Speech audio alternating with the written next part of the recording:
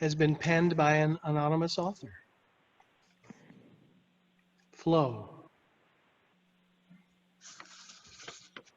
Everything that comes to us comes to pass, or more accurately, for us to pass on. Not just the money in our pocket, but the wisdom, objects, ideals, even opportunities. All come to us so that in the right moment, we can pass them on. This is called flow.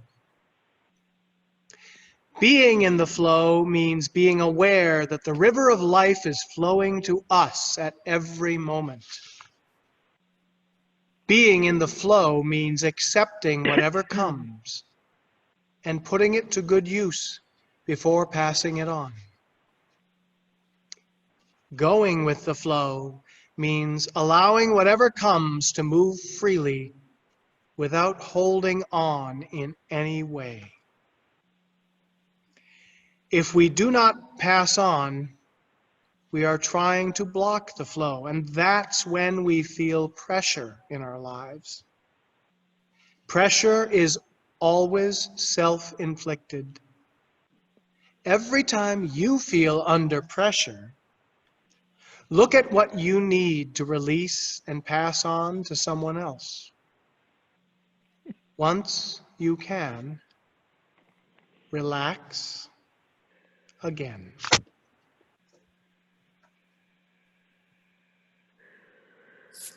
Thank you, John, for our reading. And again, we're in this moment where John is going to do a little transition between his reading pulpit and the piano as he offers our special music. So there'll be just a little pause as he makes that transition.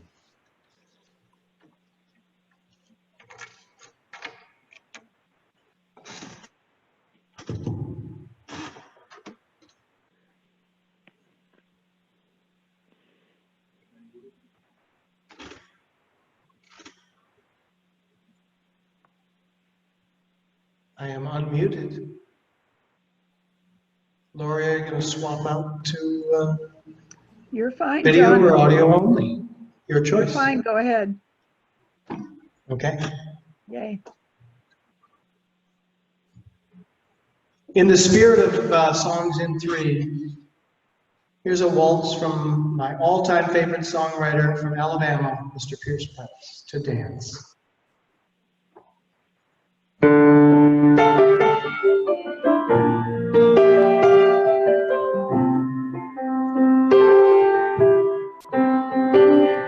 To dance, a perspective of bones, musical bath, it's clearing a path of one's own. Blue jeans and muscle, or crinoline rustle, you learn it in class or alone.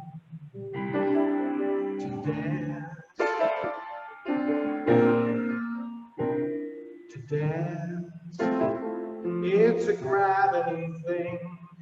Shoes to the earth, pulling toward a verse that is beckoning. Oh, the dizzy effect of rhythm and sweat, flying like a kid in a swing. To dance, arms in a moment, unworried connection, telling of hearts where they don't need protection. A journey in place, a private affection to share. To dance is swimming in time, where passion in public and prudence can somehow align. Moving like lovers on top of the covers, and everyone knows it's all right. To dance, touch without touching, love without grieving, hold on a little without anyone leaving. All of it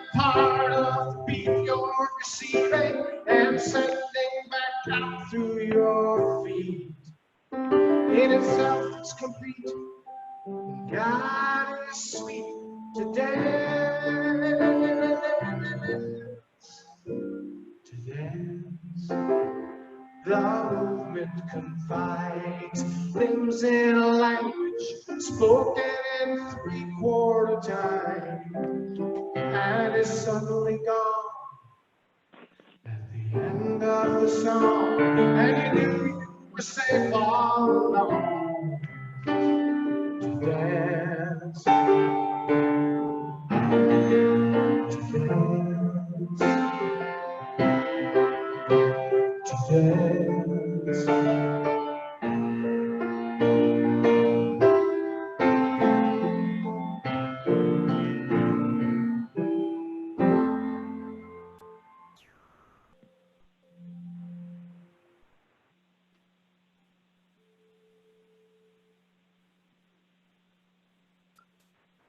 Thank you, John, for that wonderful special music. I confess I kind of turned my my video off so I could sway and dance a little bit with the music. It was beautiful, and I'll have to look your favorite artist up. I think I might like more of that music.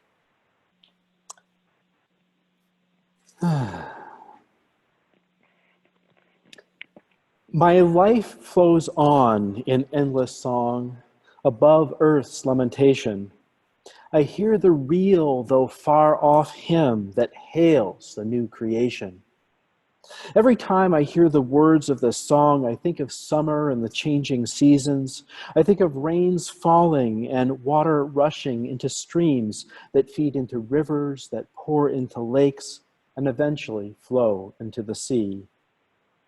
I think of the way that the winds flow through our atmosphere, moving the unseen forces of temperature, humidity, and pressure that flow together to create new patterns of weather, like rain, thunderstorms, and clear sunny days. This is how nature grows, learns, and adapts herself, by flowing on in endless song.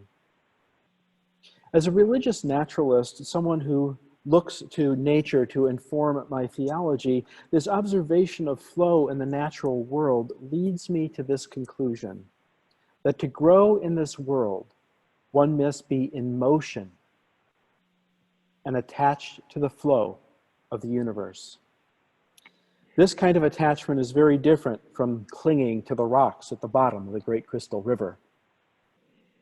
This spiritual lesson I derived long ago before I began my studies of theology or even my preparations to become a minister. It is an observation that has grown out of my lifelong involvement with sailing and out of my previous vocation as being a sail maker. As a child, sailing was all about fun. I was taught the basics of sailing simply by doing. Our instructors would teach us a short lesson and then send us out into the boats to apply what we had learned. Of course, we rarely listened to our instructors. It was more fun to go out and flip the boats over on those hot summer days, bump into each other and board each other's boats, pretending that we were pirates and throwing each other into the water. We were in tune with the natural flow of fun and playfulness. We were in tune with the natural flow, and by following our bliss, we became like the creature in the great story of the great crystal river from our reading earlier. After getting smashed around a little bit, we eventually became sailors by following the flow of learning from our experiences. As I grew older, I got into racing sailboats, which in turn led to an interest in learning how to make a living in the sailing industry. A friend of mine's father, who owned a sail loft, a place where sails are made, he and I had a brief conversation, and then I chose to learn the art of sailmaking. Now, sailmaking is actually as much of an art as it is a science. An understanding of both is necessary to be successful. It was at this point I began to inform my joy of sailing with the physics of how sails worked. And that is when I learned all about flow. For anyone who has ever been out in a sailboat on a calm day, you'll know exactly what I'm talking about. If there is no wind, there is no motion. All you do is bob around in the waves and develop a queasiness in one's stomach. One soon learns that for sails to work, there must be motion, the unseen wind, that works on the sails and helps them go. An airplane wing is very much the same as a sail. A plane sitting on the ground that does basically nothing.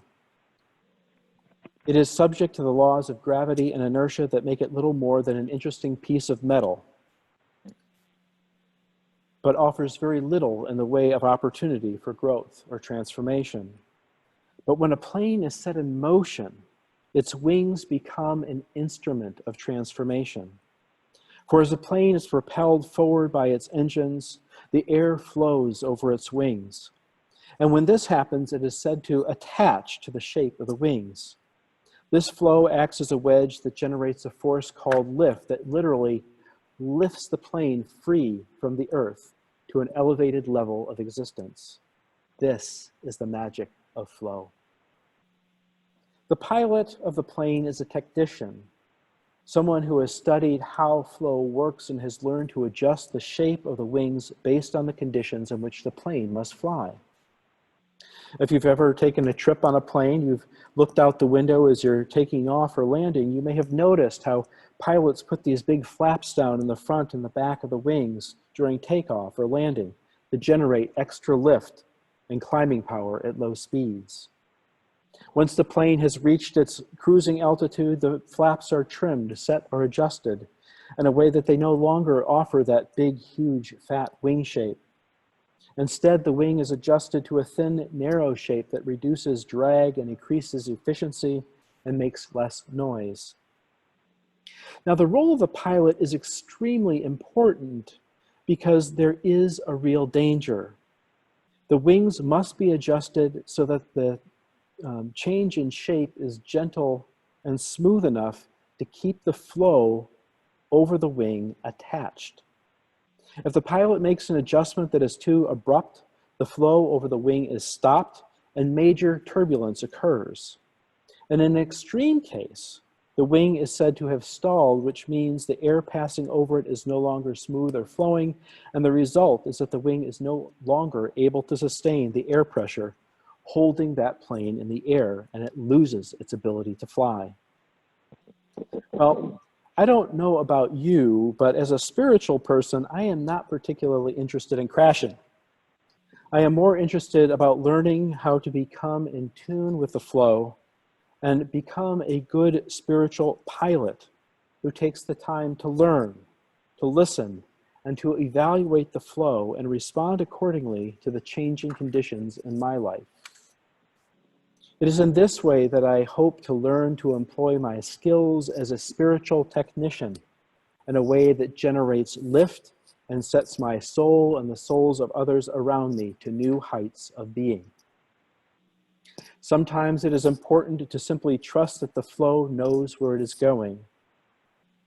Often, even after we have made adjustments to our wings, a flow will take us in a direction that we don't particularly want to go in. I am guessing that we have all had times when we feel pulled in a direction that we don't particularly want to go. And when that happens, I think it helps to remember that sometimes we need to go with the flow a little before we can reach our desired destination. Sometimes that is the best that we can do.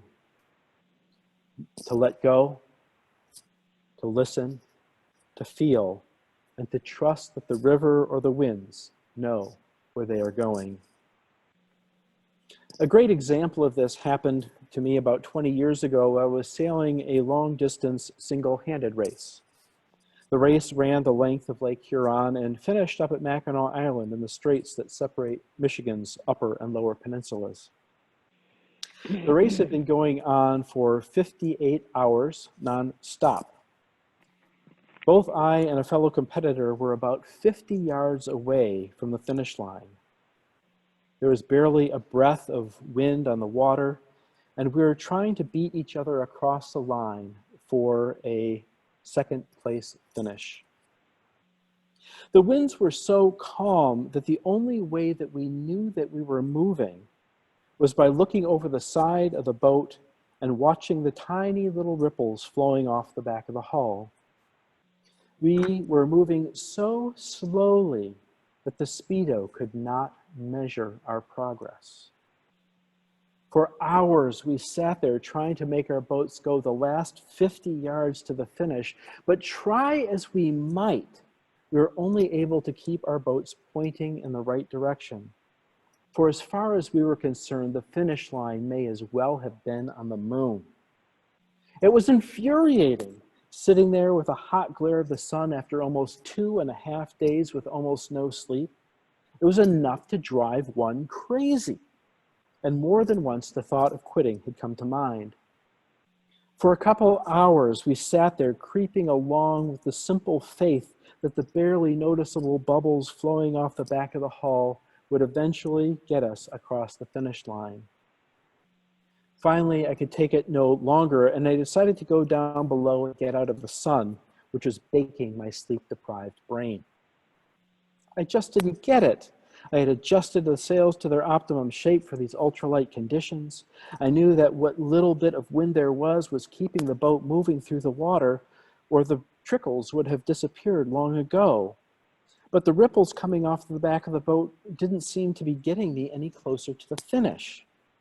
I checked the weather report, and it said that we were in the middle of a wonderful high pressure system, and that the conditions were supposed to remain stable for the next 12 to 18 hours. Not being one to just sit there and wait, I decided to think if there was something else I could do, something completely different.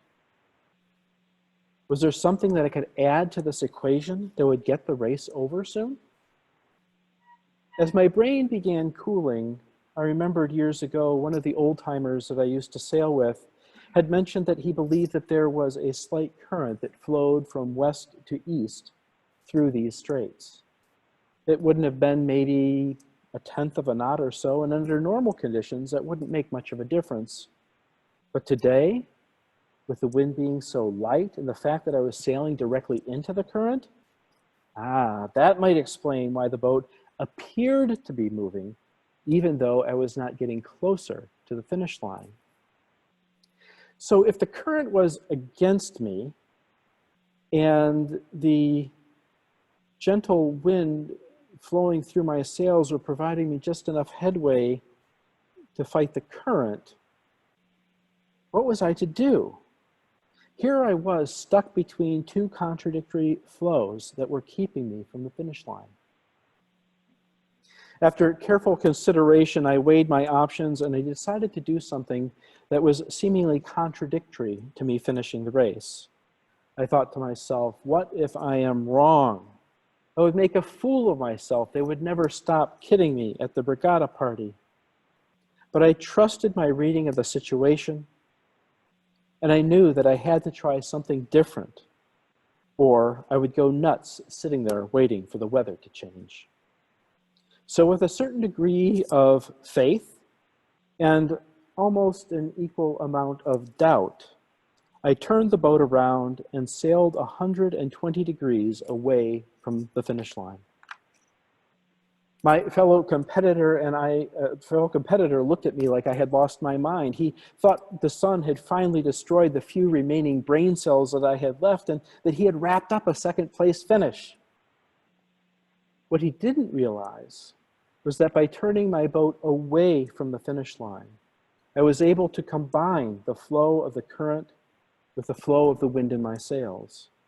By getting the 8,900-pound boat moving again, I was able to register almost 1/4 a knot of boat speed. Then, I slowly turned the boat back towards the finish line, careful not to destroy the flow over the rudder. Combining those two flows and with a little bit of inertia, I was just barely able to cross the finish line. I was done. I cleared the lines, I motored into the harbor, I tied the boat to the dock, checked in with race committee, and laid down for a long, well-deserved nap. When I awoke 6 hours later, my fellow competitor was still out there. He had half the distance between himself and the finish line, but it wasn't until another couple hours had passed before he was able to finally finish the race. Now, some say the difference between our finish times is explainable merely as a random occurrence, while others might attribute it to my harnessing the wisdom of those two subtle flows. I believe, however, there was another flow at work, a deeper flow, a flow of creativity and imagination, possibility, that I associate with the clarity of mindful awareness of the spirit of the universe. I believe that it was this flow that I connected with in that moment of reflection where I realized the truth of what was happening to me. And I was able to let go of the frustration that were holding or clouding my vision. It was that flow of energy that helped me see the situation in a whole new way and suggested new possibilities that were intuitive and worked in harmony with the situation in which I found myself.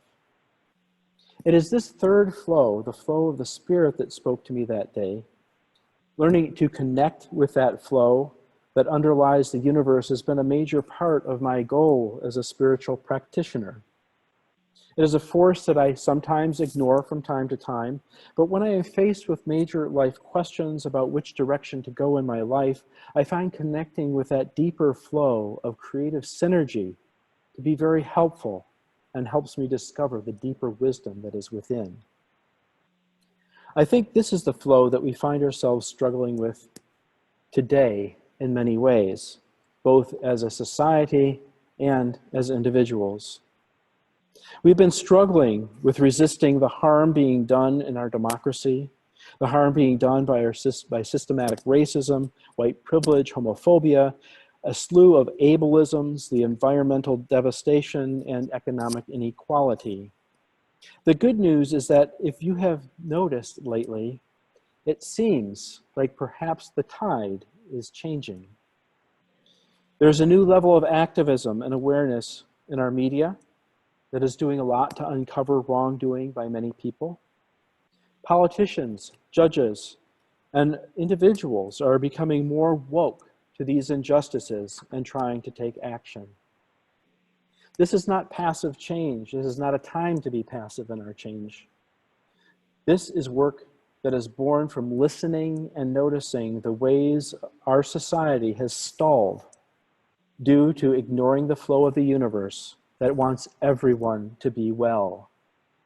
Our work in these changing times is to jump in and jump into this flow and change the injustices that are happening and finding new ways to lift everyone together. The key here is to keep things in motion by our words, our efforts, our thoughts, and our deeds. Yes, it is important to slow down occasionally and recharge our spiritual batteries, but for change to happen, we need to keep in motion. If the flow stops moving around our spirit and awareness, we lose that ability to steer, nudge, or guide the universe towards justice. For without this motion of flow washing over us, it is easy to stall, become distracted or complacent by thoughts or desires that are not particularly helpful or useful. At times, it is a huge comfort to me to accept the notion that the flow of the Spirit knows where it is going. Having that faith helps me let go and join the flow instead of clinging to the rocks at the bottom of the river. That doesn't mean that I won't get battered around sometimes by the wind or the current, because I know I will make mistakes. When I do let go, however, and trust that the current knows where it is going, I am freed up to be more present in the moment, to be centered, to be sensitive and observant, and to respond to that place with an energy of curiosity, wonder, and love.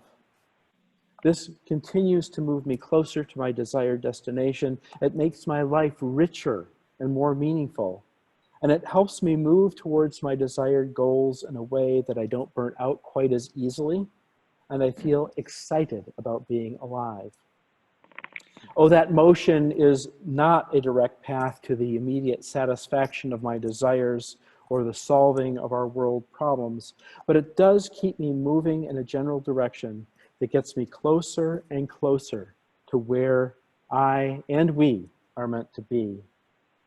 So when I hear that far-off hymn of flow and connection, how can I keep from singing or dancing or working for justice that make channels for the stream of love in our hearts and minds that flow from the caring connection of all sentient beings on earth? Blessed be, and amen.